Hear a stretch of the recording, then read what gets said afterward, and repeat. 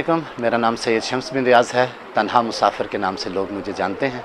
और मैंने जी बिल्कुल ये सफ़र शुरू किया था इंग्लैंड से। इंग्लैंड के शहर मैनचेस्टर, उसके साथ एक टाउन है, वहाँ से हमने सफ़र शुरू किया था 4 अगस्त को। और वहाँ से सफ़र करने के बाद हम लोग जब पहुँचे थे, हमारी जो पहली मंजिल थी वो थी फ़्रांस।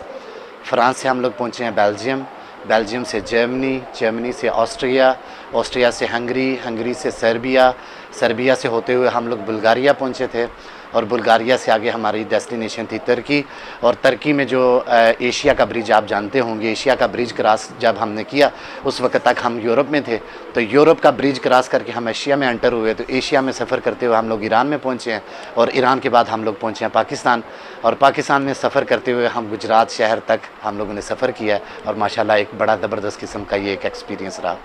जी अल्हम्दुलिल्लाह, ये मेरा 5वां सफ़र था। सबसे पहला सफ़र जो मैंने किया था वो 2011 में मैंने किया था।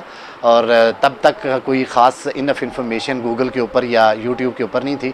तो I was the first person जिसने ये पहली दफ़ा यूट्यूब की हिस्ट्री में ये वीडियो बना कर चढ़ाई थी कि ये भी एक रास्ता है और इसको किस तरह मुकम्मल किया जा सकता है। मोर दैन 12,000 किलोमीटर का सफ़र जो था, ज़ाहिरी बात है इसके अंदर परेशानियां और मुश्किलात थीं, लेकिन वो इस तरह की नहीं थी जिसको मैं काबिल ज़िक्र समझूं।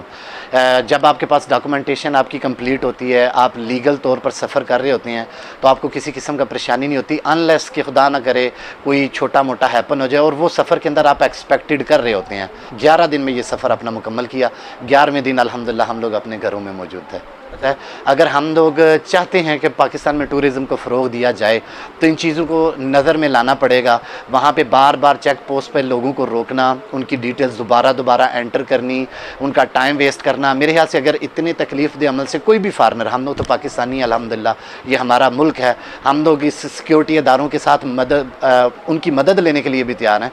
लेकिन जब कोई फ़ारनर आएगा उसको वहाँ पर रोका जाएगा बार बार सिक्योरिटी चेक पोस्ट के ऊपर और उसका टाइम वेस्ट किया जाए, तो 100% वो पाकिस्तान के इस सफ़र के बारे में इतनी नेगेटिविटी फैलाएगा कि मेरे ख्याल से हम लोग टूरिज़म को फ़रोग़ नहीं दे पाएंगे, जो कि बाई लैंड टूरिज़म है कवर होती हैं।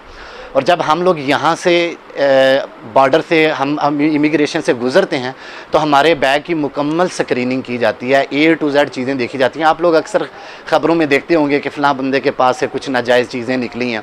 तो आप इमेजिन करें कि जो बंदा बाई रोड सफ़र कर रहा है वो एक बॉर्डर से नहीं, 2 से नहीं, 3 से नहीं, वो कम से कम 10 से 11 बल्कि 12 बॉर्डर जो हैं वो क्रॉस कर रहा है।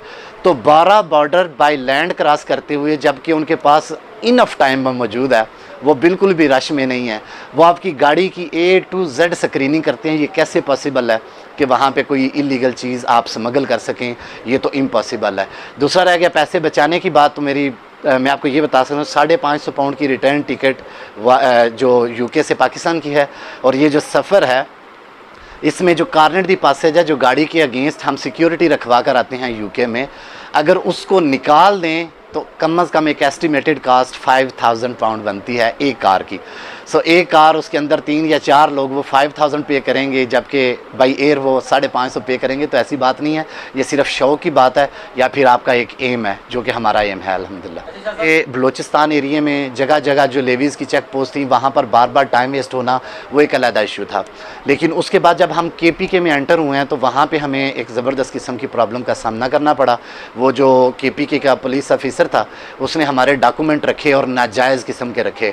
हमारी गाड़ी की एंट्री हो जाने के बाद, डॉक्यूमेंट्स की कापीज़ हो जाने के बाद, वो हमारे डॉक्यूमेंट पॉकेट में डाल के वो पुलिस स्टेशन के अंदर चले गए थे और वो काफ़ी देर अंदर रहे थे। तो हमें अपनी जगह पे डर ये था कि अगर हमारे डॉक्यूमेंट को किसी तरीके से अगर टैम्पर करने की कोशिश इन्होंने की होगी या कुछ ऐसा मवाद वो क्रिएट ना कर रही हूँ जो हमारे जाने के बाद ऐसा ना हो कि वो हमारे डॉक्यूमेंट को यूज़ करके किसी इलीगल एक्टिविटीज़ में यूज़ करें और हमें परेशानी हो। तो मेरे ख्याल में ये कानून बनना चाहिए कि किसी भी सूबे की हदबंदी के ऊपर किसी पुलिस ऑफिसर के पास कोई अथॉरिटी ना हो कि वो किसी भी फॉरेनर के डॉक्यूमेंट लेकर पुलिस स्टेशन के अंदर जा सके। मैं आपको ये बात ज़रूर बताना चाहूँगा, अगर आप बाई रोड जाने का सफ़र कर रहे हैं तो बाई एयर सफ़र करने पे आपको जितना मुश्किल वीज़ा लगना था उससे कम आप ऐसे कह लें 30 से 40% लेस डिफ़िकल्टीज़ के ऊपर बाई लैंड का वीज़ा मिलेगा। क्योंकि तब आप एक व्हीकल होल्ड करते हैं, आप गाड़ी या बाइक होल्ड कर रहे हैं और उनको पता है इतना लंबा सफ़र करके एक ट्रैवलर ही जाएगा, कोई बंदा भागने की कोशिश नहीं करेगा, तो वो बड़ा आसान सिस्टम है। अच्छा मुल्क साबित, और जो कि वो है। हम लोग एक्चुअल में, हमारे पाकिस्तानी लोग बहुत ज़बरदस्त किस्म की हॉस्पिटैलिटी रखते हैं, बड़ा प्यार करते हैं, लोगों की खिदमत करते हैं, सिर्फ लोग जानते नहीं हैं। तो मैं चाहता हूँ कि इस तरह के कामों की वजह से लोग हमारे मुल्क को जानें। मुझे कम से कम अपनी तरफ से ना गवर्नमेंट से कोई लालच है और ना ही मुझे कोई इस तरह की है कि मुझे रिकग्निशन दी जाए। जिन लोगों के, वो कहते हैं कि जिन लोगों की नज़र अपनी मंजिलों पर होती है ना, तो वो छोटी छोटी तकलीफ़ों से घबराते नहीं हैं। मुझे पता है कि अगर गवर्नमेंट की तरफ से मैं देखूंगा ना, तो शायद मुझे इस चीज़ की अप्रिसिएशन कभी भी नहीं मिलेगी, क्योंकि हमारे बहुत टैलेंट है हमारे मुल्क में, लेकिन जिसको अप्रिशिएट कभी किया ही नहीं गया। तो मुझे किसी किस्म का लालच है नहीं, लेकिन इतना मैं ज़रूर चाहता हूँ, अगर कोई ऑफिशियल ये वीडियो देखे, अगर वो अपना किरदार अदा कर सकता है कि जो बाई लैंड बॉर्डर से लेकर बंदों के अपने घर पहुंचने तक की जो परेशानी है उनको हल करने में, तो प्लीज़ वो ज़रूर अपना किरदार अदा करे। मुझसे रब्ता करें, मेरे पास सारी वीडियोस मौजूद हैं, वीडियोग्राफिक सारे वो मैंने रिकॉर्ड किए हैं, जहाँ जहाँ जो जो परेशानियाँ हैं। तो प्लीज़ खुदारा अगर आप उसमें कोई अपना हाथ दे सकते हैं तो ज़रूर दीजिएगा, ताकि इसकी वजह से हमारा मुल्क जो है वो तरक्की कर सके।